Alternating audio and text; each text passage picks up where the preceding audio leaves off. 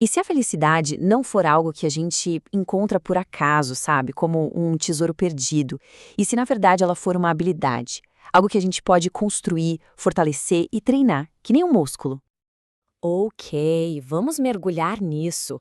Essa é a pergunta central que guia a nossa análise de hoje.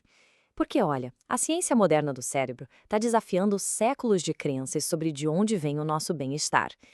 Por muito, muito tempo a gente associou a felicidade a fatores externos, né? Ganhar na loteria, ter o emprego perfeito, nascer com a genética certa. Mas o que as pesquisas mostram hoje é fascinante. A ciência aponta para uma verdade muito mais poderosa. A felicidade é uma prática, um tipo de exercício mental que qualquer um pode fazer todos os dias. Mas como é que isso é possível? Bom, a resposta está num conceito que é simplesmente revolucionário e que mudou tudo o que a gente sabia sobre o nosso cérebro. Neuroplasticidade. Nome complicado, mas a ideia é simples. Basicamente significa que o nosso cérebro é mutável. Ele não é um órgão estático que se forma na infância e pronto, acabou. Não. Ele está constantemente se remodelando com base no que a gente faz, no que a gente sente e, o mais importante, no que a gente pensa. Para a gente entender o poder disso, vamos deixar para trás uma ideia bem antiga. Por muito tempo, a ciência viu o cérebro como algo rígido, sabe? Tipo uma escultura de pedra que, depois de pronta na infância, não muda mais. Mas a neurociência mostrou que ele é, na verdade, como argila. A cada pensamento, a cada experiência, nós estamos ativamente moldando, esculpindo a estrutura física do nosso cérebro, a todo momento. Certo, então se o cérebro é argila, qual é a ferramenta que o molda? A resposta é surpreendente de tão simples: os nossos pensamentos. Esse princípio aqui é a chave para tudo. Toda vez que a gente tem um pensamento, uma rede específica de neurônios dispara no cérebro.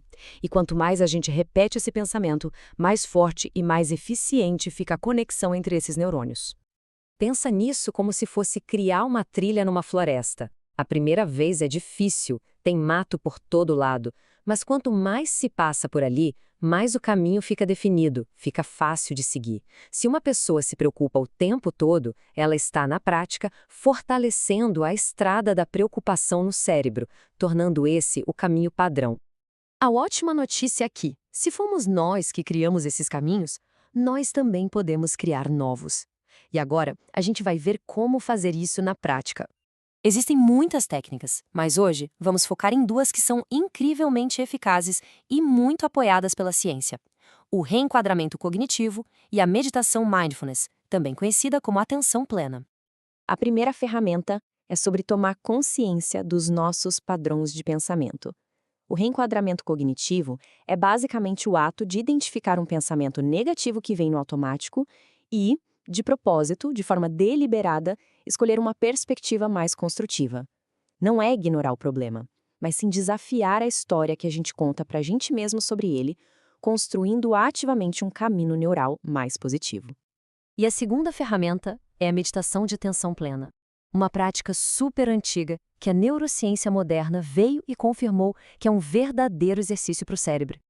E olha, não se trata de esvaziar a mente, tá? A ideia é mais de observar os seus pensamentos sem se deixar levar por eles.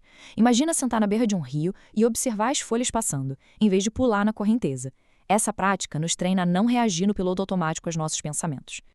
E o impacto disso é real, é mensurável. Estudos liderados pelo neurocientista Richard Davidson mostraram que só 8 semanas de prática regular de meditação podem literalmente religar o cérebro. Foi observado um aumento na atividade do córtex pré-frontal esquerdo, que é uma área ligada diretamente a emoções positivas e ao bem-estar.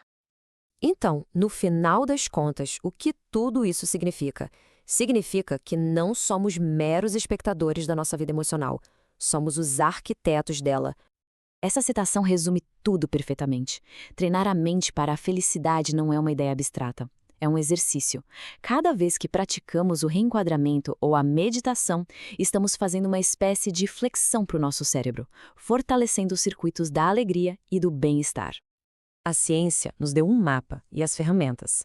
A capacidade de mudar o cérebro e, por consequência, a nossa experiência de vida está em nossas mãos. Ou melhor, em nossas mentes. A questão final não é se podemos mudar, mas o que vamos começar a construir a partir de hoje.